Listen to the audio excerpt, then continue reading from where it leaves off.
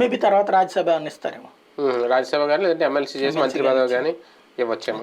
ఒక రకంగా ఈ పరిణామం నారా లోకేష్కి అన్న థ్రెట్ అంత పెద్ద ఏముండదు. అంటే లోకేష్కి కొత్తగా బలము లేదు, బలహీనత లేదు. అంటే ఇప్పుడు బలం పెరిగిందని కదా, అట్లా ఏముంటది. ఇప్పుడు వాళ్ళ పోటీ చేస్తే ఒక బలం ఉంటది, వాళ్ళ పోటీ చేయకపోతే ఒక బలం ఉంటది. లోకేష్ తన పని తను చేసుకుపోతున్నాడు. తనకి దీనికి వచ్చేటువంటి తేడా ఏం లేదు. వాళ్ళ రావడం వల్ల వైసీపీకి కొంత స్ట్రెంత్.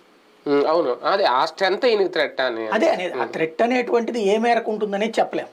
ఎందుకంటే వాళ్ళ డైరెక్ట్ గా అభ్యర్థిగా పోటీ చేయకపోయినా ఆయన సపోర్ట్ తో గంజి చిరంజీవిని గెలిపించే ప్రయత్నం అయితే చేస్తారు కదా. ఇప్పుడు అది ఈయనకి భయమే కదా అనేది. అంత భయపడతాడని నేను అనుకోను. లోకేష్ తక్కువ అంచనా వేయాల్సిన అవసరం లేదు. ఇప్పుడు బాగా మెచ్యూర్ అయ్యాడు మనిషి. అంటే ఆల్రెడీ ఓటమి చవి చేసిన వ్యక్తి అంత ధైర్యంగా ఎలా నిలబడ్డాడు, ఇన్ని మార్పులు చేసేస్తాడు. వాళ్ళు ఉంటాడనగానే నిలబడ్డాడు కదా. ఇప్పుడు ఇంకా అతను ఇంకేం భయపడతాడు? వాళ్ళు ఉంటాడనగానే భయపడినప్పుడు వాళ్ళే పక్క నుంచి పోటీ చేపిస్తాడు అన్నప్పుడు ఇంకేం భయపడతాడు? కానీ మంగళగిరి సీట్ విషయంలో వైసీపీ కూడా ఏమన్నా థ్రెట్ ఫీల్ అవుతుందా ఈసారి లోకేష్ దెబ్బ? ఇప్పుడు ఎలక్షన్లప్పుడు ఎవరికి వాళ్ళు ప్రతి ఒక్కళ్ళు కూడా స్ట్రాంగ్ గా ఎస్టిమేషన్సే వేస్తారు. ఇప్పుడు పులివెందులకి వీళ్ళు ఎట్లా ఎస్టిమేషన్ వేశారు చాలా రకాల క్రిందటిసారి, అట్లాగే ఇప్పుడు వీళ్ళు మంగళగిరి కుప్పంల మీద సీరియస్ గా కాన్సన్ట్రేట్ చేస్తారు. ఎందుకంటే మెయిన్ నాయకుల్ని ఎక్కువ కదలనీయకుండా చూడాలన్నటువంటి కాన్సెప్ట్ ఎక్కువ ఉంటుంది. అందుకనే లోకేష్ ఈ లోపుగా ముందు తిరిగి పడేసేసి